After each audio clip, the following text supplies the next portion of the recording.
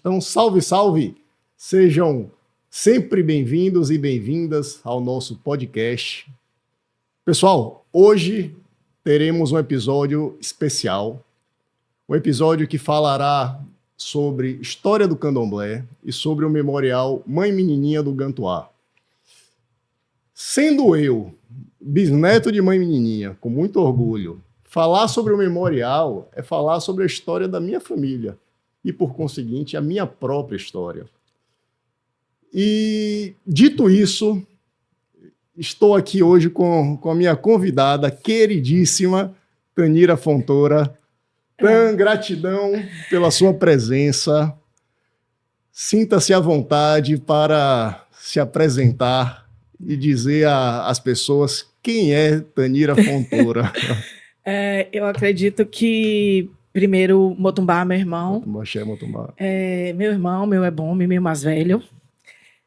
Instituto Adupé, o nome já diz, né? Obrigada, gratidão por esse momento. Eu acho que é sempre bom as confrarias estarem reunidas para tratar de temas que nos são tão caros, nos são tão próprios e são tão nossos, né? A velha coisa do pertencimento. E se a gente não fala de pertencimento, a gente não fala de nós e a gente não reconhece o outro. Então, Tanira é a Omorixá de Iemanjá, que se descobre como uma pessoa na área acadêmica, sem dúvida que seguiu a trilha da história e da comunicação, mas que utiliza tudo isso hoje como formas de conteúdo para dar devolutivas para a sociedade dentro das minhas escolhas de vida, certo? E o Memorial Mãe Menininha, nada mais, nada menos que é uma das grandes representações, se não a maior, nesse momento, de um grande ponto de memória que traz um acervo patrimonial, material e imaterial, de uma relevância fantástica e que mostra a sua cara, diz para que veio e nos dá muitas lições de vida no sentido de preservação desses patrimônios e dessas histórias, né? Porque nessas histórias estão as raízes da formação cultural brasileira. Maravilha. Me conta uma coisa, como é que foi essa sua trajetória rumo ao estudo da história? Desde adolescente já existia uma inclinação muito grande mesmo, logo depois dos 14, 15 anos. Eu sempre me interessei por temas muito polêmicos, por assuntos muito politizados, que não era uma coisa normal para jovens daquela época, mas como eu vi no seio da minha família, muitas pessoas se debaterem com as questões da ditadura, a questão do aprisionamento de pessoas, de muitas outras saírem do país e serem extraditadas. Eu vi muito isso na minha juventude. E eu convivi com muitas pessoas que me trouxeram muito essa vontade de sempre querer saber mais. E quando eu tive a oportunidade de escolher, a partir de um determinado momento, eu consegui fazer isso. E eu disse que minha vida ia ser aquilo. Eu ia me dedicar à história e à comunicação como dois elementos que podiam me dar uma chancela de vida diante da realidade. E isso realmente aconteceu. Claro que durante os dois cursos, que eu sou uma privilegiada nesse sentido, eu consegui fazer esses dois caminhos, né, tanto da história e da comunicação. A área de humanas é muito encantadora e a gente acha que a gente se perde no emaranhado de coisas, mas ali no fundo a gente se encontra naquilo. E a gente toma uma força, um tombo, e que bota a gente para frente. Então, eu me encontrei muito naquele universo e fez com que eu chegasse hoje onde eu cheguei. Claro que a gente passa por vários momentos e tem alguns momentos que a gente tem que ter escolhas. Aí tem atividade laboral, você já começa a entrar no mercado de trabalho. Você vai para a escola, você vira professora, como eu virei. Você vai para um sistema de televisão, você vai para um sistema de turismo, você vai para um sistema de cultura. E hoje, o que é que o meu lastro científico me dá? Uma base para eu trabalhar com arte, cultura, preservação, patrimônio, trabalhar conteúdos que sejam nessa área, mas que estejam voltadas muito também para a questão da religiosidade de matriz africana. E aproveitando a questão da religiosidade de matriz africana, como é que a espiritualidade ou a religião entrou na sua vida? Pois eu acredito que a espiritualidade ela me deu muitas oportunidades. Aliás, ela me deu todas as oportunidades de viver civilmente, socialmente, tudo que eu precisava, para que na hora certa, como dizem os mais velhos, né, eu chegasse e fosse surpreendida, mas que o encantamento tomasse conta da minha vida, que foi o que aconteceu. Uma opção religiosa, nunca existiu uma opção religiosa, mesmo eu oriunda de um convento de clarissas, mas sempre fui uma pessoa que não tive nenhum segmento religioso doutrinário mesmo, algo que fosse assim. E me encanto, na realidade, quando me vejo diante do papel que me deram, da função que me deram de escrever um material sobre Mãe Menininha do Gantuá. E aí é quando eu tenho o meu primeiro momento direto com um terreiro originalmente de candomblé, com uma matriarca como ela, mesmo tendo vivido com muitas outras pessoas, tendo muitos amigos, convivido com intelectuais que lidam com antropólogos, historiadores, cientistas sociais, filósofos que conviviam com esse universo, mas é através de um texto para ela, por ela e sobre ela, que chega a esse contato direto com a espiritualidade mesmo, em se tratando da minha vida e com o terreiro do Gantuá. Quando foi isso? Isso foi no ano 2000. Foi exatamente 13 de agosto do ano 2000, ou seja, na data de morte de Mãe Menininha. Então, são 24 anos que eu agradeço ao Oxum por ter me dado essa oportunidade. E aconteceu, e foi exatamente lá que eu encontrei o caminho. Você não chegou a conhecê-la, então? Não conheci Mãe Menininha. Mas qual o significado dela para você? Difícil. Não é fácil falar de alguém com a qual materialmente não se convive, mas de alguém que lhe dá sentido de alma, lhe dá força, faz com que você enxergue a essência, faz com que você se descubra, com que você trate aquilo como se fosse a pérola da sua vida, que é a espiritualidade. E aí é que a gente consegue entender que a materialidade, ela é nada diante do que o mistério da espiritualidade, e que a ancestralidade traz isso muito bem para a gente. Por quê? Porque a presença física, ela é um dado. Sim. Mas a força que ela traz para o nosso corpo, para o nosso coração e para a nossa cabeça, a nível da ancestralidade, é muito maior do que o fator material. Então, eu acho que Mãe Menininha foi um grande aprendizado para a minha vida. Porque, de repente, eu poderia ter recusas quanto à espiritualidade, e aí chega para eu escrever sobre uma pessoa que eu não conheci, que eu não vi, que eu só ouvia falar. Eu, mulher de pele clara... Ainda tem isso. Eu imagino o desafio. Foi um desafio muito grande, até porque foi uma coisa institucional, e foi de instituição para instituição, de uma instituição pública que me chama e me convida para fazer isso, e eu fui, fiz, deu certo, as pessoas gostaram, a comunidade gostou, e foi exatamente nesse momento que começou a minha entrada pela porta da frente do terreiro do Gantuá. E a grande surpresa, claro, né, de descobrir as minhas origens. Então, acho que nada na vida deixa de ter um grande motivo e um grande resultado. O motivo era o meu reencontro com a minha verdade, com a minha origem. E o resultado é exatamente a certeza que hoje tenho que eu estava no caminho certo. Lindo, lindo, lindo. Podemos dizer que houve uma grande sincronicidade. Total sincronicidade. Não me vejo hoje sem orixá.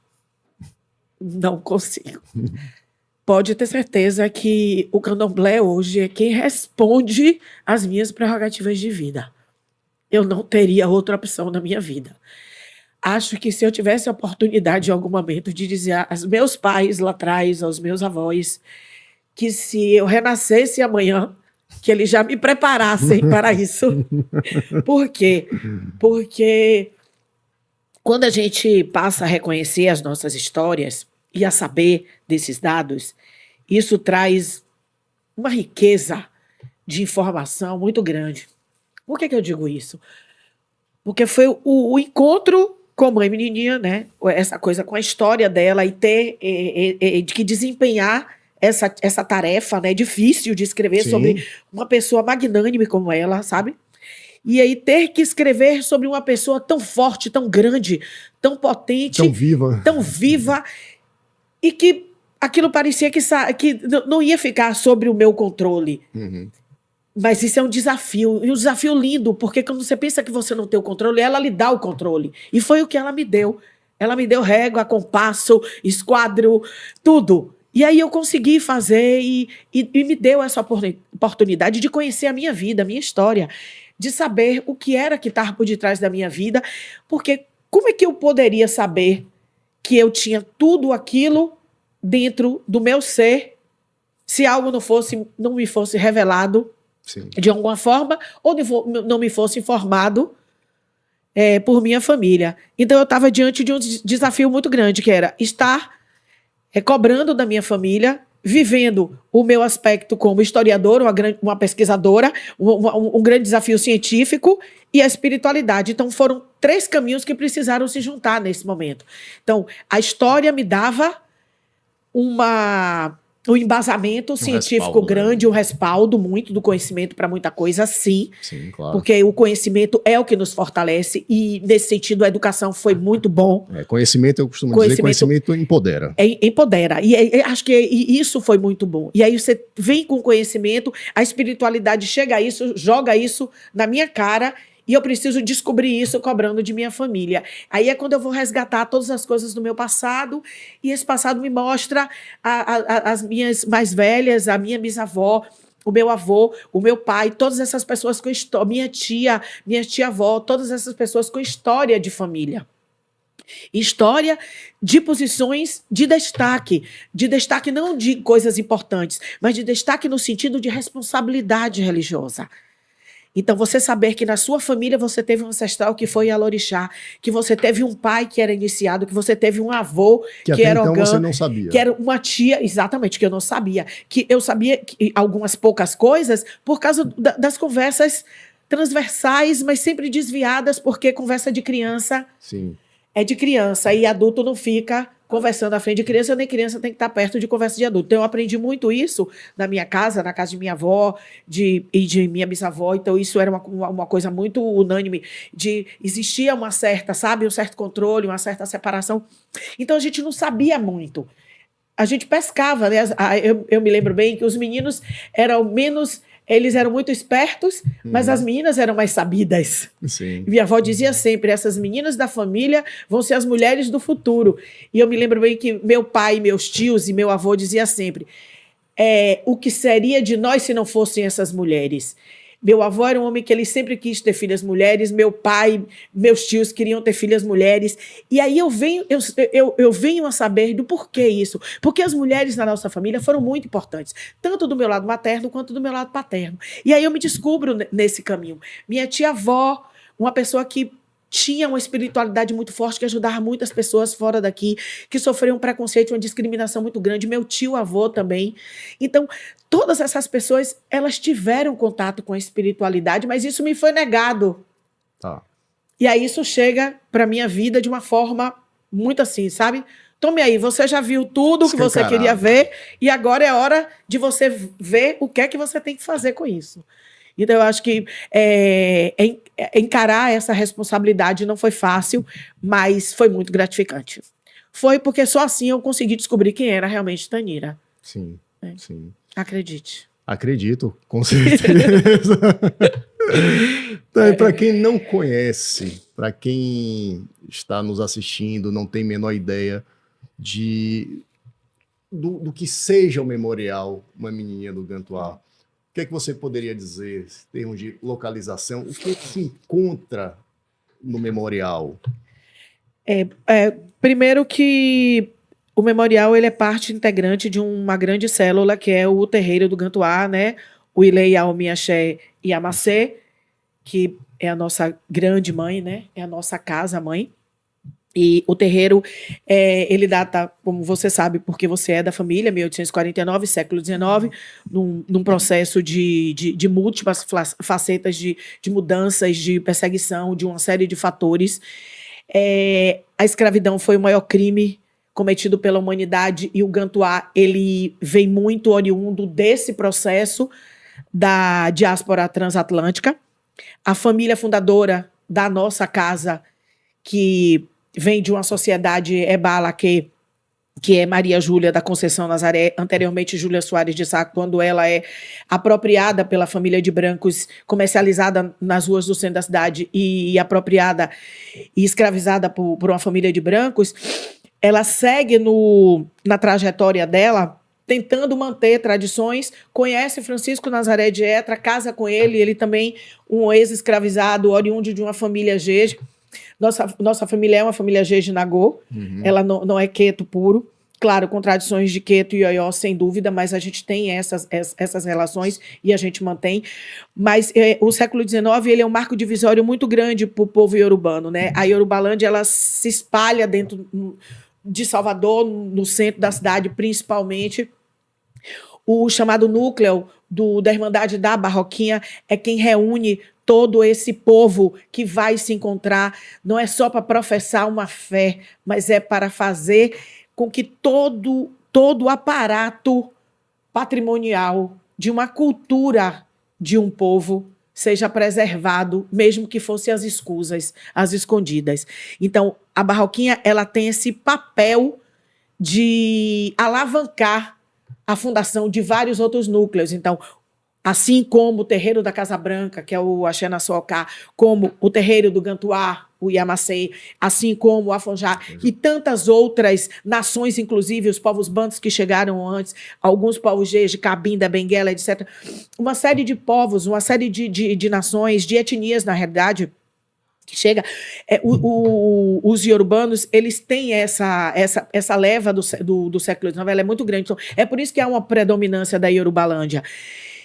E a fundação do Gantuá ela acontece exatamente nesse momento. 1849 é praticamente uma data, um período em que há o início de uma mudança no aspecto da comercialização não só da mão de obra escrava, mas como de alguns alforriados já, ou alguns libertos, ou livres, como a gente chama, já no centro de Salvador, tentando um outro tipo de vida, ou batalhando por um outro tipo de vida, e que consegue arregimentar recursos para fundar esses núcleos. E é exatamente o que acontece com Maria Júlia e com Francisco Nazaré de Etra, com o trabalho nas ruas de Salvador.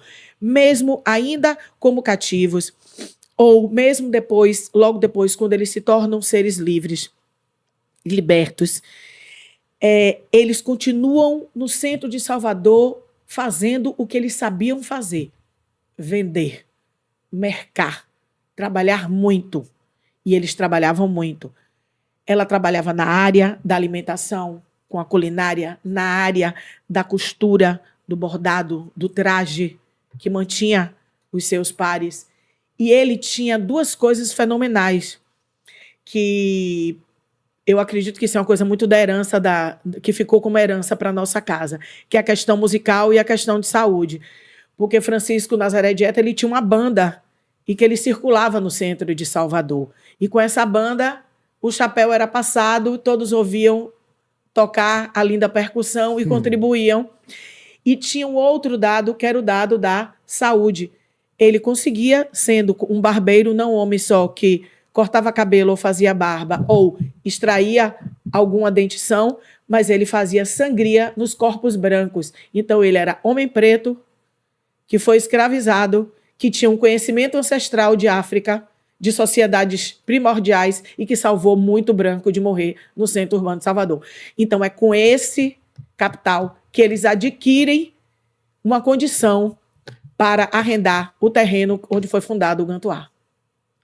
Então, isso é uma grande vitória. Eu canso de conversar, às vezes, com as pessoas que visitam o memorial, que o Gantuá conhece essa história, né, da escravidão à liberdade. E assim muitas outras comunidades. Porque os terreiros vão ser exatamente isso, onde as comunidades se reúnem, onde elas se fortalecem, onde elas sobrevivem e onde elas criam uma gestão de futuro para o seu povo. Até porque todas essas comunidades se tornam sociedades através de associações legalizadas e constroem estatutos para sobrevivência e proteção dos seus pares.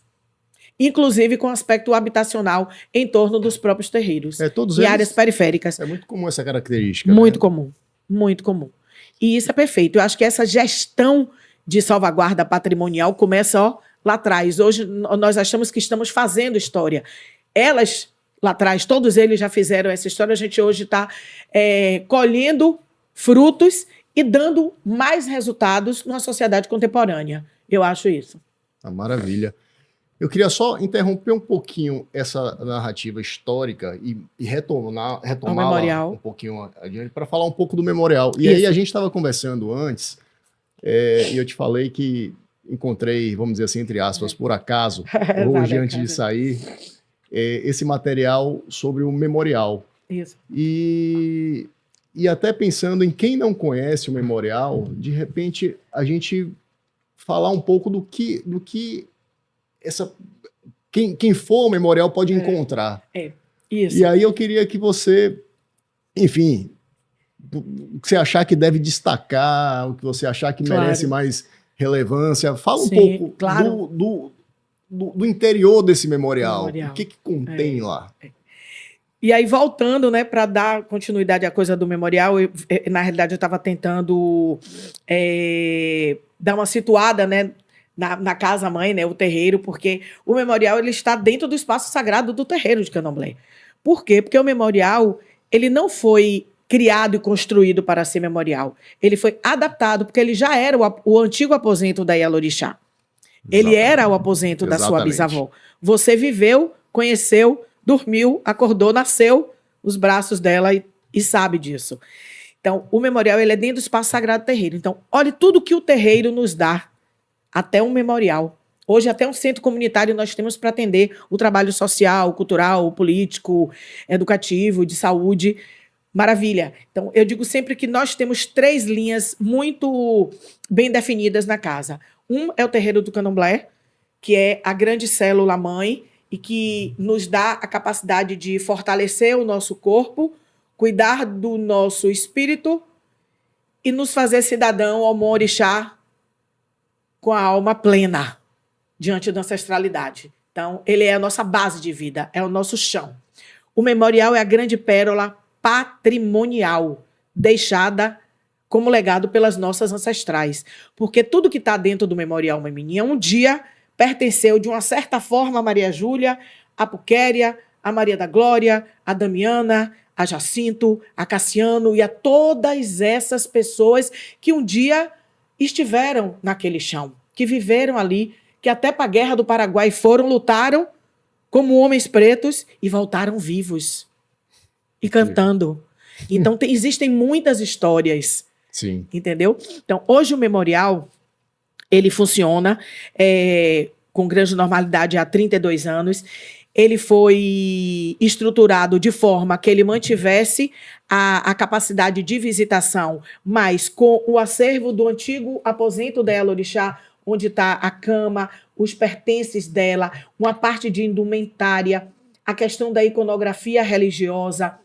No andar ainda térreo, nós temos todo o mobiliário, que é um mobiliário de época, mas que pertenceu à família.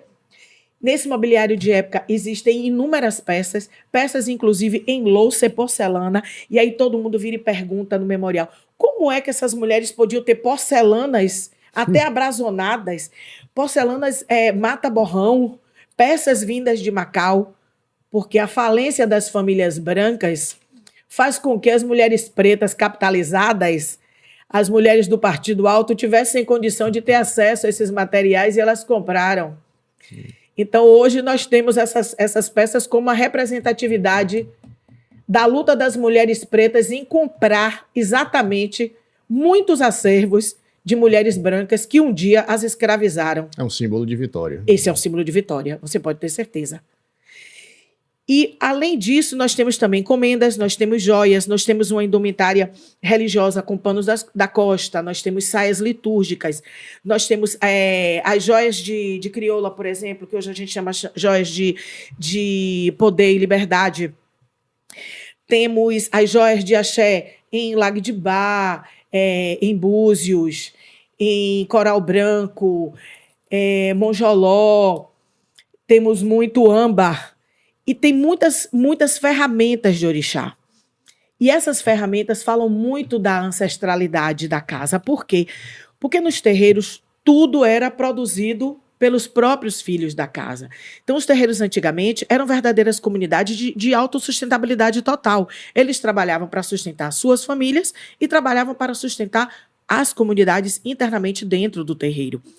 E muitos deles foram ferreiros, marceneiros, muitas delas foram costureiras, lavadeiras, doceiras, fateiras. Então, o terreiro de Candomblé, ele abarca Tinha um ecossistema. um aí, né? ecossistema e um circuito econômico muito forte. Porque essas mulheres todos os dias desciam pedindo a benção minha mãe, que estava indo a trabalhar, ou elas ou eles, e ela abençoava todos eles, e quando eles voltavam, eles retornavam para suas casas, mas eles ainda iam ao terreiro de Candomblé saber o que é que mãe Menininha precisava ou o que as outras ancestrais precisavam. Então existia um sistema de cooperatividade e de cooperação muito grande, cumplicidade muito grande. Então, O cuidar do outro era normal, era a restituição de uma família perdida em África. Isso. Não tinha apenas o contexto religioso. Não era apenas o Era contexto uma religioso. comunidade, Era era um contexto de vida. de vida, era um contexto completamente humanizado e que hoje continuamos a manter.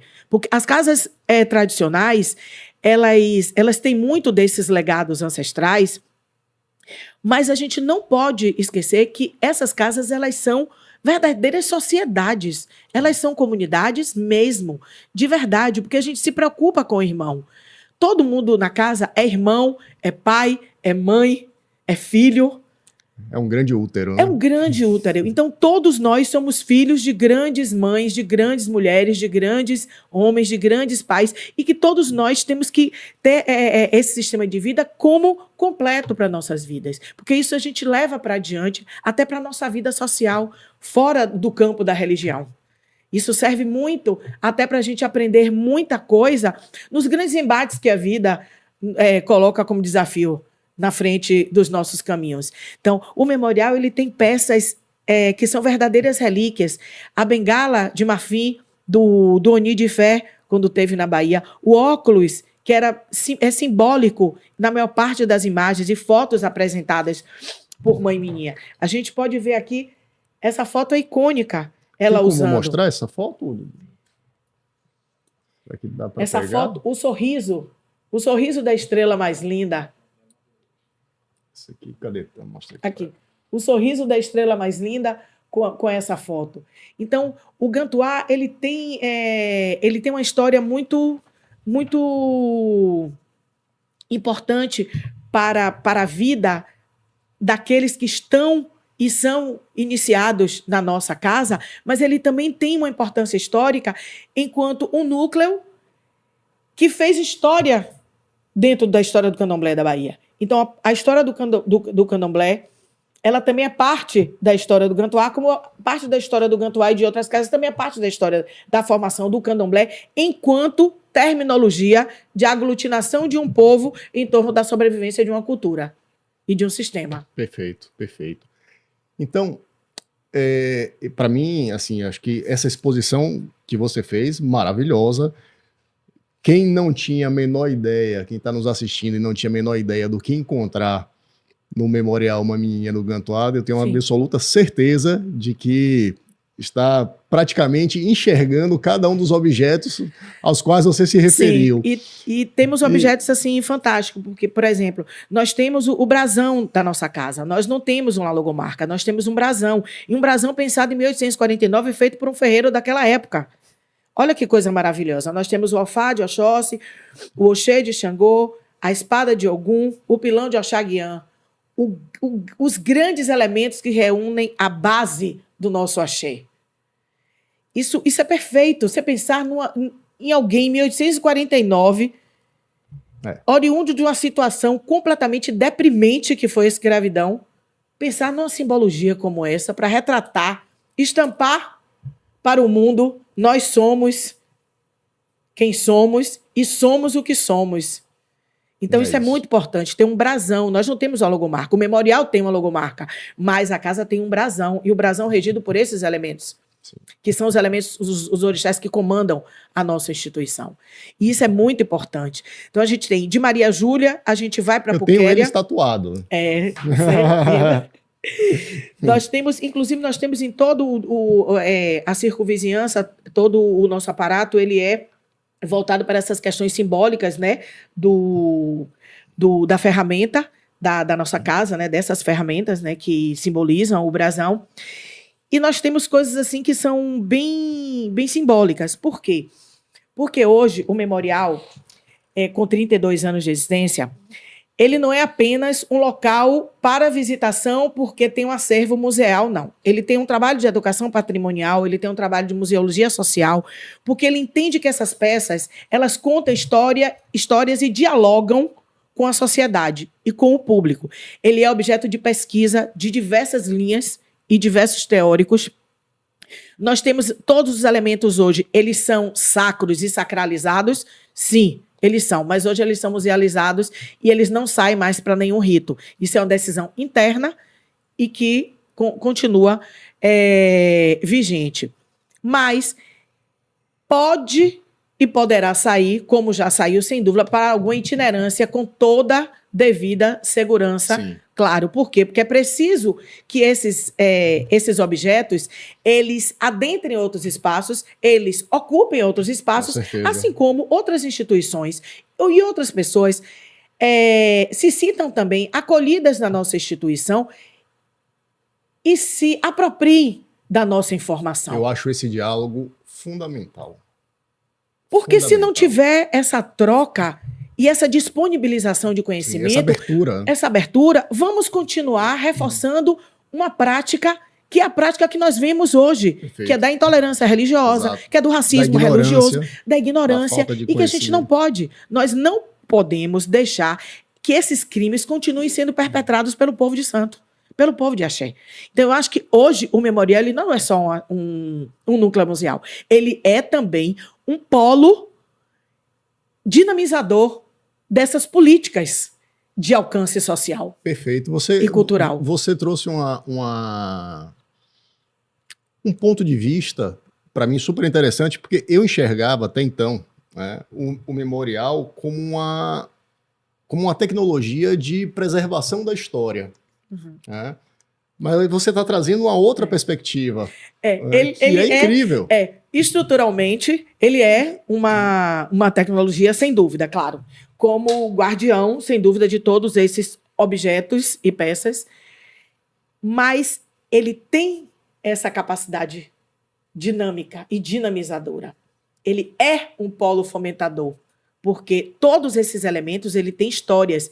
E que histórias são Exato. essas? De não só uma história da materialidade enquanto objeto, mas da materialidade de pessoas que estão por detrás deles, que produziram os objetos ou que foram proprietárias desses objetos.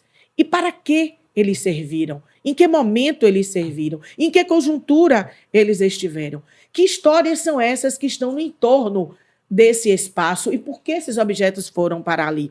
Por exemplo, nós temos um objeto fenomenal, que é a quartinha da famosa festa das quartinhas de Oxóssi do Gantuá, que é uma festa, inclusive, uma cerimônia que só existe no terreiro do Gantuá, que algumas pessoas pensam que outras instituições fazem, né?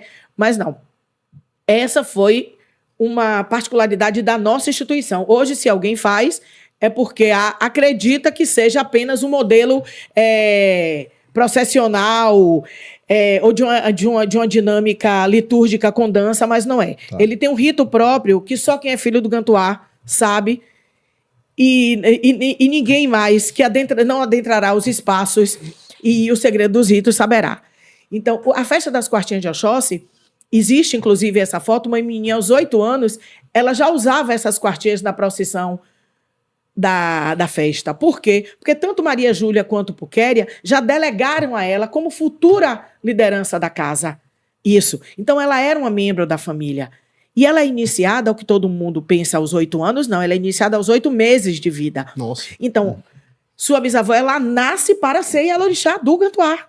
Ela não nasceu para ser só Maria Escolástica da Conceição Nazaré. Ela nasce para ser a liderança que ia levar uma parte do nome do candomblé para o mundo.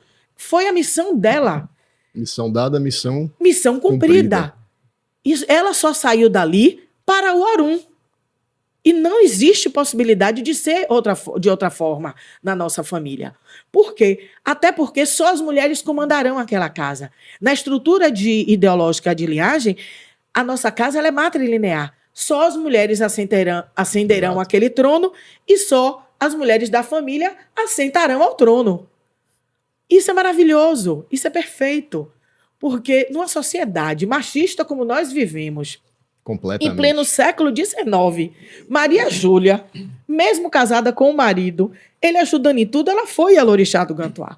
Pulquéria assume como Pulquéria de Oxóssi a Grande. Maria da Glória toma conta da casa por apenas um curto período, porque Maninha ainda estava se preparando, porque ela tinha acabado de casar, se preparando para ter filhos, ela tinha casado, estava com filho pequeno e tudo, e aí ela assume, também tinha a questão do luto, acontece o luto e ela automaticamente, ela assume em 1922.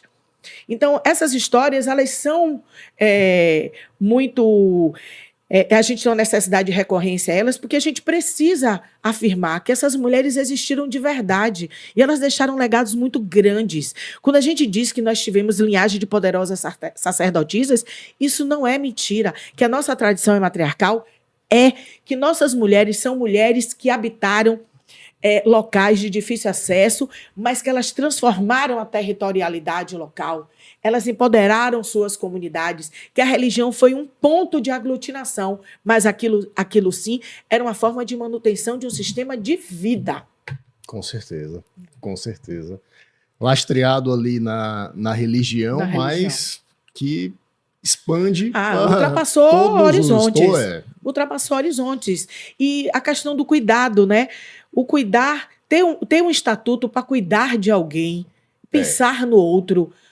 Que religião fenomenal, né? Que tem visões transversais, diversas. Uma religião que não discrimina, que não separa, que não exclui. Imagine essas mulheres num século retrasado. Quiseram pelo respeito, pela inclusão. Pois é. Acolher tantos, indiferentemente pelo cuidado. Indiferente do que podia, do que teria, do que faria, de quem era. Sem olhar títulos. Título, nada. E é por isso que a gente tem que reafirmar que hoje nós, povo de Candomblé, temos que nos alertar para uma coisa. Que devolutivas damos a esse legado deixado? Que devolutivas damos aos nossos terreiros? Que devolutiva damos às nossas comunidades?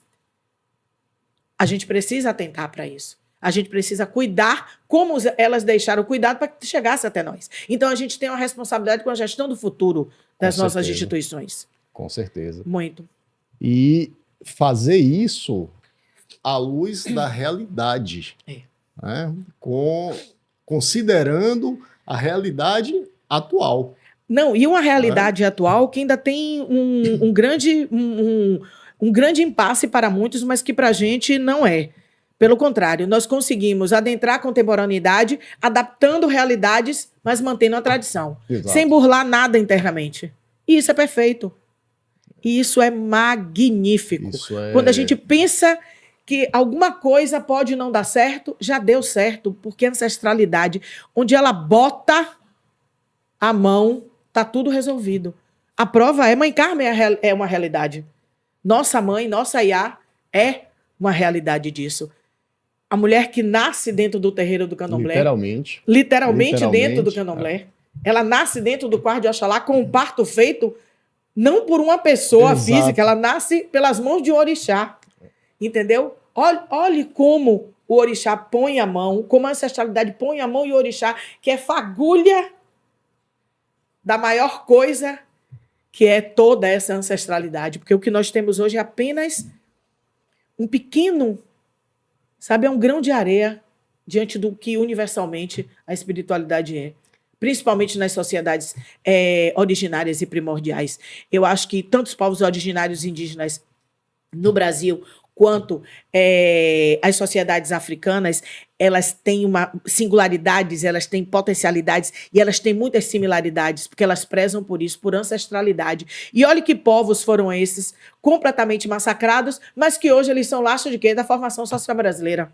Com certeza. A branquitude está aí, o racismo está aí, mas é inegável que a riqueza cultural, o patrimônio da nossa terra está na mão desse povo que resistiu, que lutou e resistiu. E resiste até hoje. E resiste luta hoje. até hoje. Estamos aqui, né?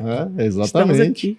E, então, tem uma imagem, tá, que me chamou a atenção e eu olhei para ela exatamente quando você falava da missão de uma menininha de levar essa vamos dizer assim, essa ancestralidade e toda essa riqueza, esse patrimônio para além das fronteiras, que é essa medalha aqui. Ela tem muitas comendas, né?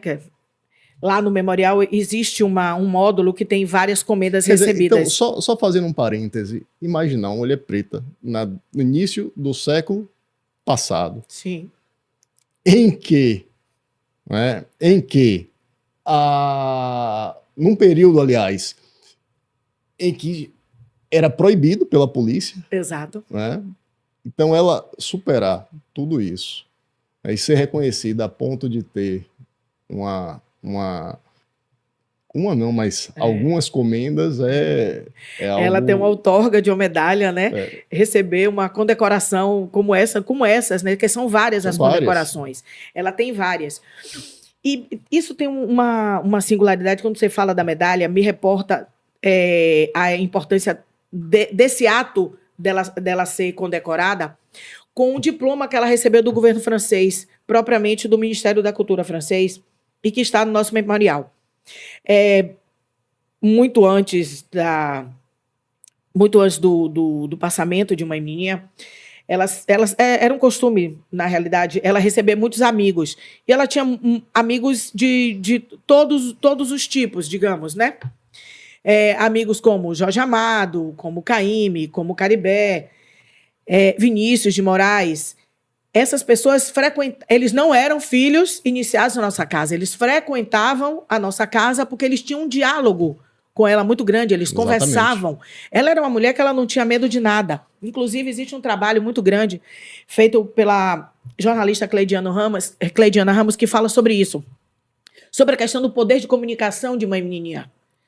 Então, ela não tinha medo de falar, ela escutava e não tinha medo de falar.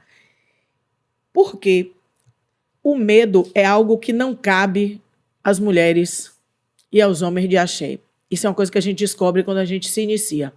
Só existe espaço para a coragem. E aí, quando a gente convive, a gente descobre por quê. Sobreviver à escravidão é sobreviver, né? Como é que alguém pode ter medo se sobrevive a uma atrocidade como essa? Então, a coragem é a palavra-chave. E como é que ela não ia ter coragem de enfrentar as pessoas, olhar para as pessoas e dizer o que ela pensava e dizer quem ela era, o que éramos nós, o que somos nós, que fé é essa que professamos, que cultura é essa que nós temos, que riqueza patrimonial é essa que guardamos. Se não fosse ela, como outras matriarcas também fizeram a falar, quem ia falar por nós?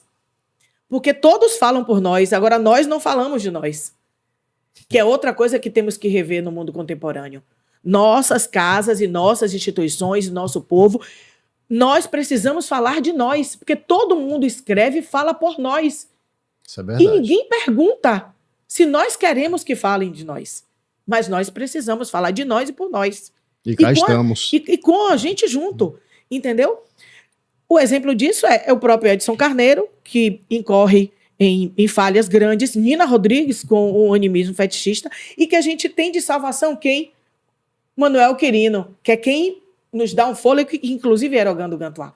Então, essas condecorações são muito interessantes, porque quando o Vinícius, como diplomata, né, traz o governo francês para a Bahia e vai ao Gantuá visitar a mãe menininha, todos retratam como era o local que eles iam visitar, que era uma instituição, o povo de Candomblé, a comunidade negra, simples, que as pessoas levassem em consideração que não teriam uma estrutura político-social, como eles estavam vendo, claro, de uma gestão governamental que eles estavam vindo visitar a cidade de Salvador. E simplesmente quando o ministro da França passa horas dialogando com ela, no local que hoje é o memorial, que era o quarto dela, ele sai e ele diz: vocês estão redondamente enganados. Essa mulher é uma mulher que ela faz história. E ele chega na França e manda um diploma de comendadora das artes, das letras e da cultura do governo francês para ela. Nossa. Então, analfabetos nunca foram. Ignorantes, Jamais. Jamais. E foi exatamente isso que ela mostrou, que a sabedoria ela não está em títulos ou em locais de poder. Ela está exatamente em todas as histórias, em todos os valores que um ser humano tem, constrói e mantém em vida. Então, essas honrarias, elas são muito interessantes por isso. E lá atrás, essas mulheres, elas conseguirem manter essas posições, isso é de um valor inestimável. Isso é de uma capacidade, de uma força fenomenal. Fenomenal. É verdade, é verdade. Aí, só espiritualidade. Só espiritualidade para explicar. E eu costumo dizer que todas as vezes que nós vemos algum material sobre Mãe Meninha, alguma coisa que vai acontecer, dá uma alegria tão grande. Muito, muito. Os convites que chegam para participar de exposições, de estandes, de eventos, a Bienal, o lançamento do livro. Hoje nós temos um catálogo. Nós fizemos um catálogo com o rolamento das peças, com o inventário do Memorial Mãe Meninha. É uma forma de resguardar, mas é uma forma também de chancelar as pessoas a leitura de um material que ele vai ver uma coisa ordenada, traduzida para o inglês, a uma parte em Yorubá. Nós tivemos a ajuda de muitos colaboradores, professor Raul Lodi, Jorge Sabino, Norma Cardins e tantas outras pessoas que colaboraram para a execução desse livro. Mãe Carmen, que tem o copyright do livro, Mãe Ângela, Mãe Nélia, Lemachó Carlos, Doroche Bedé, algumas pessoas da casa, Colabá Nádia, que é a conservadora do memorial, que há 32 anos toma conta daquele memorial e continua naquele formato e nada sumiu. Nada está danificado, nada tem avaria e continua lá do jeito simples, porém grandioso para demonstração, para exibição. E o catálogo traz exatamente muitas dessas peças. Nós temos hoje uma avaliação de 500 peças expostas e ainda com a reserva técnica com muitas peças ainda guardadas e que irão para a exposição. O trabalho hoje executado no memorial, que funciona de terça a sexta, de 9 às 12, de 14 às 17, e sábado de manhã, das 9 às 12, nós funcionamos num regime de voluntariado, mas nós já temos um convênio com a universidade que nos chancela hoje a oportunidade de ter estagiárias no memorial, e estagiárias que escolheram ir para o memorial, e estagiárias que hoje trabalham a questão de gênero, de sexualidade e de todo tipo de coisa que você imaginar nos diálogos transversais que precisamos. Elas são estudantes de que? De museologia. De museologia. O curso de museologia é um grande parceiro. Nós temos aulas de arte decorativa sempre com a professora Josiane Miranda, com o professor Marcelo Cunha, com a professora Lisier e tantos outros.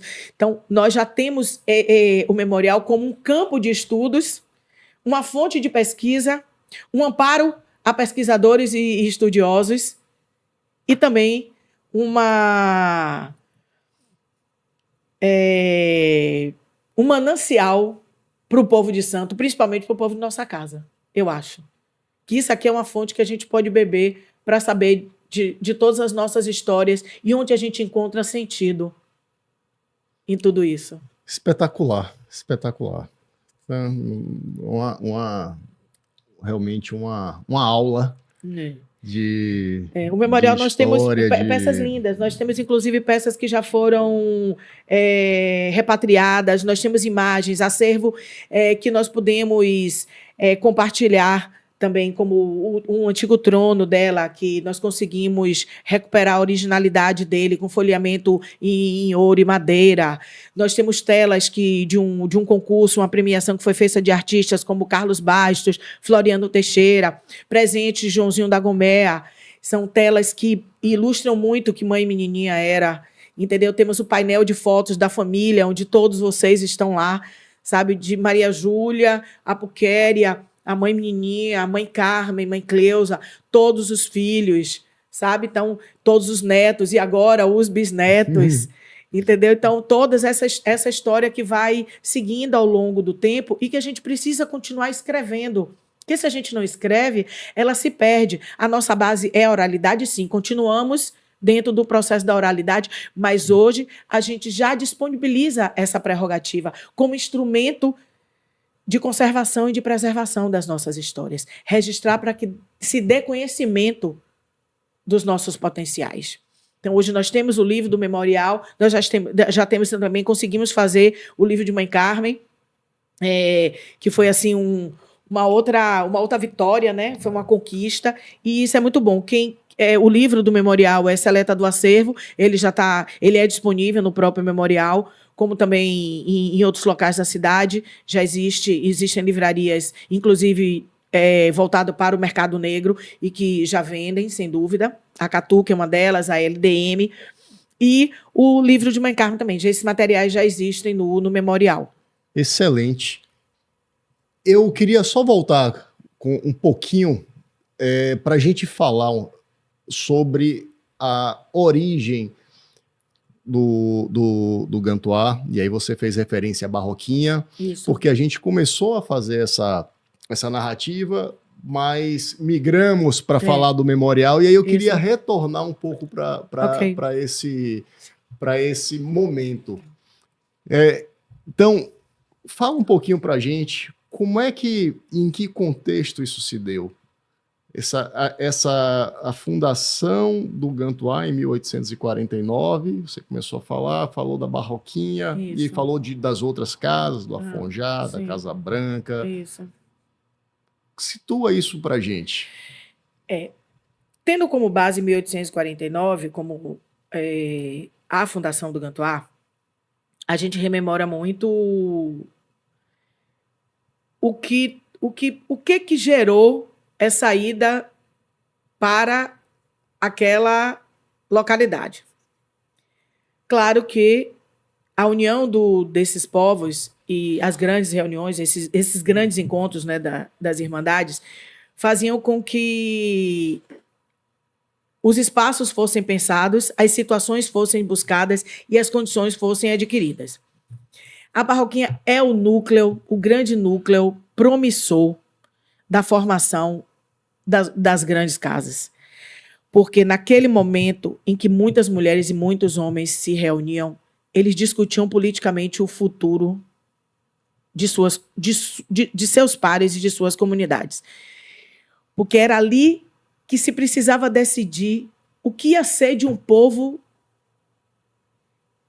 que queria e tinha o direito de ser livre e de professar a sua fé.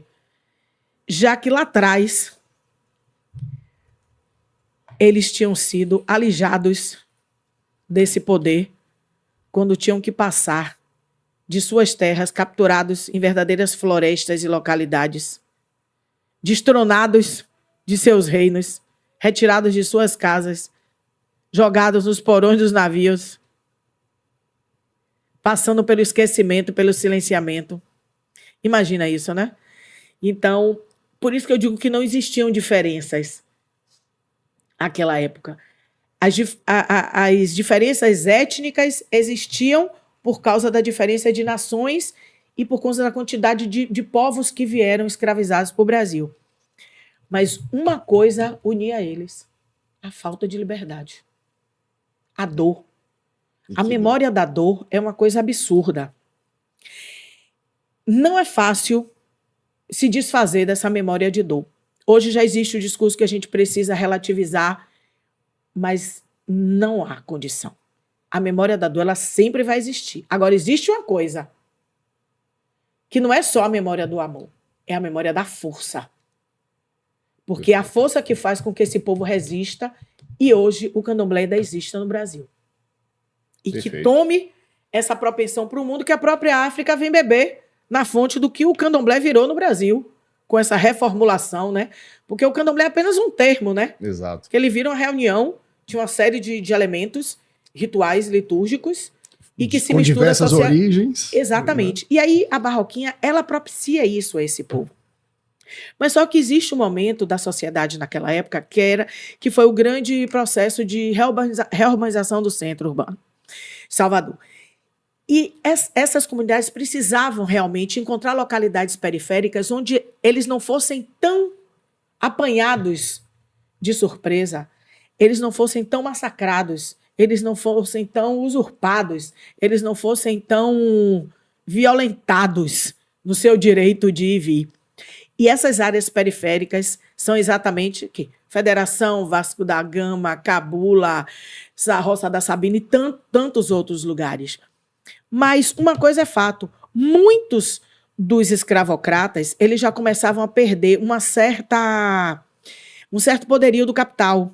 E eles precisam também sair dessas áreas periféricas, onde eles tinham grandes depósitos de negros, porque era isso que era. Eles tinham depósitos onde eles armazenavam pessoas, seres humanos, para vender nos leilões. Mas eles começaram... Nem para imaginar. Nem para imaginar. É inimaginável. É inimaginável. É uma coisa absurda. Entendeu? Então, e é nesse momento que o capital obtido pelo povo negro nas ruas da cidade é que faz com que esses territórios possam ser ocupados. E eles passam a arrendar terrenos, cada um dentro da sua condição. E essas áreas passam a ser ocupadas. Então, quando todo mundo diz, um origina do outro, todos originam de um mesmo núcleo, que é um núcleo completamente misturado, sem dúvida. Tá. Ele não é homogêneo, ele é heterogêneo a nível étnico, mas que ele é hegemônico em certezas da força que aquela cultura tinha e que precisava sobreviver. Então, isso é importante. Então, o Gantuá ele nasce exatamente nesse momento. Porque quando Maria Júlia, já preparada, iniciada, ela abre muitos anos depois, em 1849, porque ela foi iniciada cedo. Em 1849, ela já segue com Francisco Nazaré e ela segue com o axé para fundar. Ela sabia o que ela estava fazendo. E ela sabe o Xangô que ela levou para lá. Que não é o mesmo Xangô da Casa Branca, que não é o mesmo Xangô do Afonjá. São completamente diferentes. Cada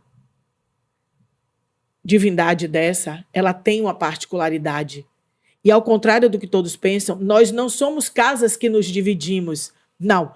Nós somos oriundos de um núcleo e continuamos sendo irmãos. Não existe rivalidade. Nunca existiu disputa sucessória de casas. Porque todos tinham a mesma necessidade, que era sobreviver e manter as suas comunidades. Então, o Gantuá, como a Casa Branca e como outros terreiros de outras nações, passa exatamente por isso. Pela estruturação de uma localidade que pudesse receber realmente seus pares. Perfeito, perfeito. Maravilhoso. E essa data de 1849, ela é marcante para a nossa casa por causa do 30 de maio, né? E aí todo mundo pergunta, e a questão do sincretismo, como é que fica essa coisa da fé? Nossos ancestrais foram todos batizados, isso a gente sabe, né? É uma mácula que a gente não consegue se desfazer. Hoje a gente já consegue rever muito. Inclusive, o Alto do Gantuá, que é o nome do antigo escravista, ele permanece Gantuá, mas hoje a nossa rua não é mais Alto do Gantuá, ela é Rua Mãe Menininha. E isso é perfeito, isso é um aspecto reparatório, simples, mas funcionou. Sim. E é bom ter, eu acho que é importante ter. É mais importante na questão do batismo, das nossas ancestrais, dos nossos ancestrais, é que hoje a demografia histórica, através das certidões de nascimento, de batismo, de casamento e o óbito, nós podemos saber quem eram os nossos ancestrais, que nome eles tiveram, como eles foram identificados, a partir do momento que eles foram retirados de sua terra e alijados de sua identidade própria, porque eles perdem a sua identidade e a identidade cristã que vai valer, porque a base do Estado era a base católica, então eles tinham que seguir essa linha. E o 30 de maio da fundação da casa era exatamente o dia onde São Jorge saía na procissão de Corpus Christi. E aí todo mundo diz, na questão sincrética, o culto a Oxóssi na cidade é muito em função do sincretismo religioso por causa da fé em São Jorge, na Bahia. Mas não é bem isso. O 30 de maio desse dia de 1849, ele era a data de Corpus Christi, que era o dia que os escravizados ou os libertos tinham a oportunidade de sair às ruas de Salvador sem precisar retornar para o trabalho. Aquela época não tinha feriado, dia santo, folga, não existia. Tá. Mas a data de Corpus Christi, o povo negro poderia circular e ir para determinados arrabaldes professar sua fé. Então, 30 de maio ele é importante por isso. E é por isso que, às vezes, as pessoas relacionam com essa coisa. A procissão de Corpus Christi leva São Jorge na frente e aí o sincretismo religioso nasce e o culto ao Oxóssi. Não é isso. Nós cultuamos Oxóssi, sim, é o patrono da nossa casa, Xangô é o dono da nossa casa, mas é por conta de que aquele dia da fundação coincidiu com o dia de ser o dia de liberdade dos povos negros, inclusive os povos da nossa casa que poderiam estar na festa, e que era a festa de fundação do terreiro. E quando Maria Júlia chega para lá e que funda, em 30 de maio de 1849, o terreiro do Gantuá, e já dá o nome do Gantuá como Axé e Amacê, ela já chega com o estatuto pronto. Imagine, igual a Sociedade Protetora dos Desvalidos. Pense o que é a grande caixa econômica, que é o que a sociedade faz para proteger e sustentar. É exatamente o que os terreiros fazem com a criação de suas associações. Mesmo com o nome religioso católico, que era obrigatório. Infelizmente, era a chancela. E dentro daquele dado que você citou sobre como essas mulheres conseguiam fazer tantas coisas, onde em épocas existia proibição e pedido de não só justificativa, de autorização para funcionamento e celebração festiva. Há pouco tempo, com o trabalho de documentação e conservação dentro do memorial, proporcionado por leis de incentivo, inclusive pela Lei Paulo Gustavo, que nós nos habilitamos pelo Lunda Quincanga, modernização, já outros editais de museus que nós já conseguimos adentrar. Hoje o nosso povo já consegue, né, concorrer a isso, né? Nós conseguimos descobrir uma documentação guardada em que a estagiária identifica as antigas autorizações que Mãe Menininha ia à Secretaria de Segurança Pública, junto com Álvaro McDowell, o marido dela, retirar para a Delegacia de Jogos e Costumes, fornecer e chancelar o direito a ela fazer a festa até as 22 horas. E isso, inclusive, com essa descoberta, a estudante de museologia, nossa estagiária hoje monitora, e também futura conservadora, com certeza, ela virou objeto de uma matéria nacional e que está aí circulando, né? Que isso é muito importante. Então, eu acho que essas produções, de ver esses materiais, dialogar com esses documentos, com essas fotografias, com esses acervos, com esses objetos, nos dizem muito de nossas realidades e de histórias que ficaram para trás e que a oficialidade branca, que a história oficial, nos negou e negou ao povo negro isso. Então, nós temos um dever fundamental de recuperar isso. Então, equidade é uma coisa que a gente tem que lutar todos os dias. É um dia atrás do outro, minuto a minuto, segundo a segundo, para que as práticas em relação às perspectivas étnico-raciais elas sejam completamente mudadas e superadas. E que a gente possa viver como cidadão, com direito de ir e vir, sem medos. Sem medos. E é com base nisso que a gente faz também esse livro em homenagem à Mãe Carmen, que é um livro para tirar um pouco do silenciamento e do apagamento essas histórias. Exatamente. E aí você entrou num ponto que eu já queria abordar com você, que era o lançamento deste livro no ano passado. Foi em 2023, né? Foi. Exatamente. O lançamento do livro foi em 2023. A ideia dele foi em 2022. Nós temos um irmão, Rubens Caldas. Rubens é um ser da área de comunicação. Ele é um jovem assim de uma capacidade construtiva fenomenal. De Oxaguian, né? Igual a nossa mãe. Junto com o Tiago de Xangô, outro irmão maravilhoso, José Ricardo Lemos. A gente tem assim... Só gente boa. Só gente boa, né? Ali tem vários irmãos maravilhosos, né? Temos muitos irmãos maravilhosos. Sim. Mas aí a gente vivia querendo dar um presente à minha mãe, assim. Mas não é um presente, uma coisa material, que fosse uma coisa, um objeto, né? E aí ele vem com a ideia, por que a gente não vai relatar para ela as coisas que ela fala o tempo todo para a gente? E ali aquelas histórias que ela nos conta, a gente está sempre vendo alguma coisa além daquilo ali. O que isso significa? E aí a gente parou para observar essas histórias. E aí a gente resolveu escrever sobre essas narrativas. Por isso que o nome é Aon Onand Agum. A coleção Ancestralidade, Sabedoria e Trajetória traz exatamente isso, Caminhos de um Guerreiro, que são as narrativas de Mãe Carmo de Oxaguian. Quem é esse guerreiro? Oxaguian. Então, Oxaguian é exatamente esse, aquele que chegou à frente da vida dela, trouxe ela para o mundo e que essas histórias precisavam ser contadas e que elas são muito lindas, elas são muito simples e de uma riqueza fantástica. E aí a gente decide fazer um layout, né? Vamos fazer uma coisa bonitinha, uma encadernação para a gente dar de presente para ela. E aí chega um amigo de Rubens, um grande artista, Breno Leser, que nós temos assim a honra, né, a satisfação de ter junto a nós na grande ilustração dessa obra. E aí ele se encanta com a nossa ideia, né? Entra no nosso sonho e materializa essa obra, né, com imagens, com essa literatura, com essa escrita. E aí a gente produz uma boneca desse livreto, né? O que a gente julgava uma coisa simples, e a gente oferece a ela nas águas de Oxalá, na festa do Pilão de Oxaguian. E quando ela viu, ela ficou assim, extremamente tocada, emocionada. Como é que a gente tinha conseguido fazer uma coisa daquela e por quê? Porque, no fundo, tudo isso dela diz muito do que ela plantou em nós quando nós fomos iniciados. E aí ela ficou assim, né? Emocionada, a gente ficou feliz porque foi bacana, mas era apenas um objeto para dar para ela de presente, nós demos.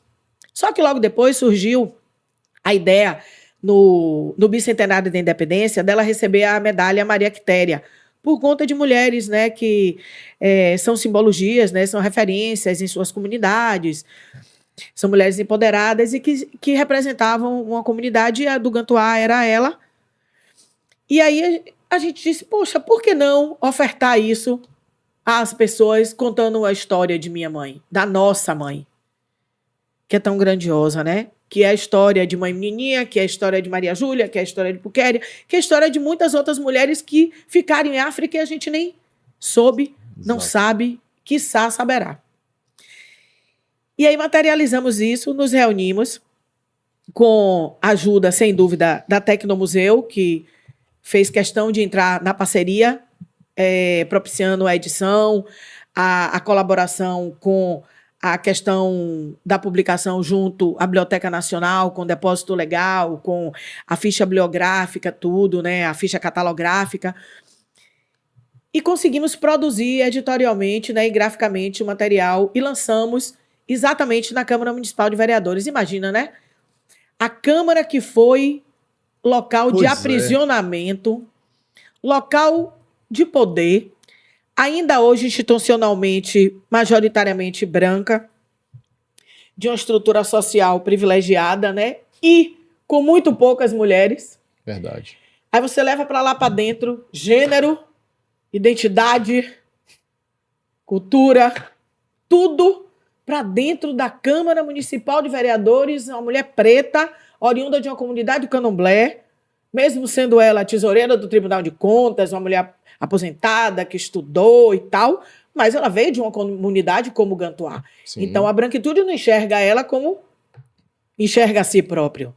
Entendeu? Então, ela era uma mulher de comunidade, mas ela foi uma pessoa que ascendeu, sim, socialmente, culturalmente, profissionalmente. Com méritos próprios.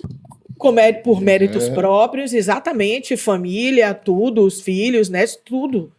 Dentro de todos os parâmetros de luta que ela pôde, ela conseguiu galgar espaços e ocupar espaços. Mas ela estava ocupando naquele espaço a Câmara Municipal de Vereadores. E foi nesse momento que a gente lançou essa obra. Então, isso aqui é Foi um momento memorável. Foi inclusive. memorável. Foi uma cerimônia aí, quando a gente descobre linda, que maravilhosa. a gente não deu um presente à Mãe Carmen, ela que nos deu um presente, que é a oportunidade de saber que nós somos filhos dela e que nós somos, graças à força de Axaguian, capazes de lutar para melhorar a condição do nosso povo. E nós temos o dever disso. Essa é uma devolutiva que temos que fazer e que muito me honra fazer parte dessa instituição. E desse e de outros trabalhos. E de quantos vierem. A gente está aqui para isso. Que lindo. Muito. Então, você vai me desculpar, mas assim, eu preciso te perguntar, assim, quem é Mãe Carmen para você?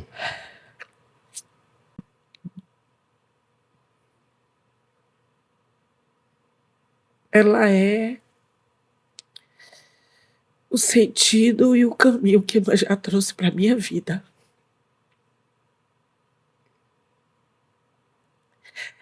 Ela é a água, ela é a fonte da água que eu bebo,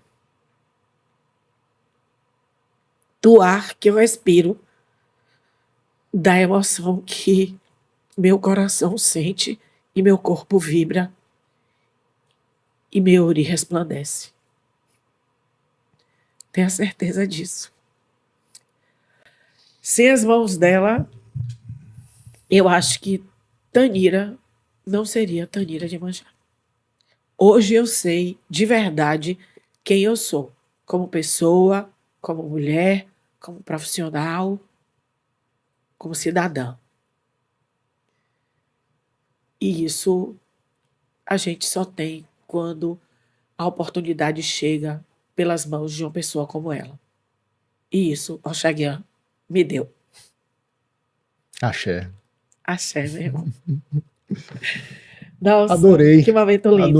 Adorei. Que momento de emoções. Muitos afetos, linda, né? Linda. Minha gratidão, assim, imensa. A gratidão é nossa. Você criar o Instituto Adupé, olha que lindo, né? Você ter compartilhado todo o seu conhecimento, toda a sua vivência, a sua experiência aqui comigo e com quem está nos assistindo. Gratidão também a quem está nos assistindo. E eu agradeço ao Gantuá, eu agradeço a minha mãe, peço a bênção a ela hoje e sempre. A Mãe Carmen, a Iaquecre Ângela, da Ganelli, a Machó Carlos, todas as minhas mais velhas, todos os meus irmãos, todos os mais novos que estão chegando e as pessoas que estão na nossa casa. Que fé é vida e vida é também fé. E é nessa segurança que a gente trilha caminhos e esses reencontros, a gente tem que abrir a porta das nossas mentes para que eles cheguem, a gente se depare com eles, encare e seja feliz. É isso. É isso aí. Axé. Adupé. Adupé.